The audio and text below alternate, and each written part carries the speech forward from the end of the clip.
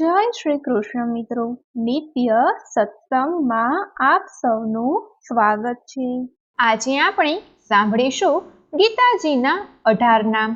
આ નામોનો જાપ કરવાથી દુઃખ, શોક અને ભયનો નાશ થાય છે અને જીવંતે મોક્ષ પ્રાપ્ત કરે છે। મિત્રો, જો આ માહિતી તમને પસંદ પડે તો વિડીયોને લાઈક અને શેર કરી ચેનલને સબસ્ક્રાઇબ જરૂરથી કરજો। ગીતાજીનું પઠન અને શ્રવણ એ મુક્તિનું દ્વાર છે અને જે વ્યક્તિ ગીતાના પુસ્તકનું દાન કરે છે તેણે લોકો માટે મોક્ષ સુખનું સદાવ્રત ખોલ્યું છે એમ કહેવાય અને તેના પૂર્વજોનો અધમ યોનિમાંથી અને નર્કલોકમાંથી છુટકારો થાય છે અને તે મોક્ષને પામી ઉત્તમ લોક એટલે કે સ્વર્ગલોકને પ્રાપ્ત કરે છે। ગીતાનો મહિમા અપાર છે। શ્રીમદ ભગવદ્ ગીતા એક પરમ રહસ્યમય અને અત્યંત મહત્વપૂર્ણ ગ્રંથ છે। એ સાક્ષાત ભગવાનની દિવ્ય વાણી છે।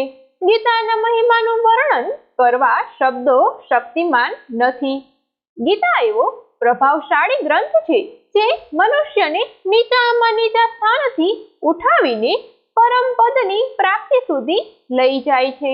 મનુષ્ય જ્યારે કોઈ ચિંતા, સંશય, શોકમાં ડૂબી ગયું હોય અને જ્યારે કોઈ માર્ગ દેખાતો ન હોય ત્યારે ગીતાના શ્લોકો અને અર્થો પર એકાગ્રચિત થવાથી તે નિસંશય, નિશ્ચિત અને શોકરહિત થઈને પ્રસન્નતા પામે છે।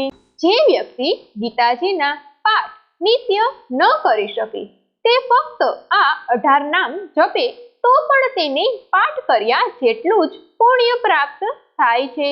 ગીતાજીના 18 નામ: ગીતા, ગંગા, ગાયત્રી, સીતા, સત્યા, સરસ્વતી, બ્રહ્મ વિદ્યા, બ્રહ્મવલી, ત્રિસંધ્યા, મુક્ત ગેહિની, અર્ધમાત્રા, ચિંદાનંદા, ભવધ્વની ભય નાશિની, વેદત્રી પરા અનંતા, તતર્થ જ્ઞાન મંજરી। આ ગીતાના 18 નામનો સ્થિર મનથી જે મનુષ્ય નિત્ય શ્રદ્ધાપૂર્વક જપ કરે છે તે શીઘ્ર જ્ઞાન સિદ્ધિને પામી અને પરિણામે પરમપદ રૂપ મોક્ષ પ્રાપ્ત કરે છે। મિત્રો, આ હતા ગીતાજીના 18 નામ। જો આ માહિતી તમને પસંદ પડી હોય તો વિડીયોને લાઈક અને શેર કરી ચેનલને સબસ્ક્રાઇબ જરૂરથી કરજો। જય શ્રી કૃષ્ણ।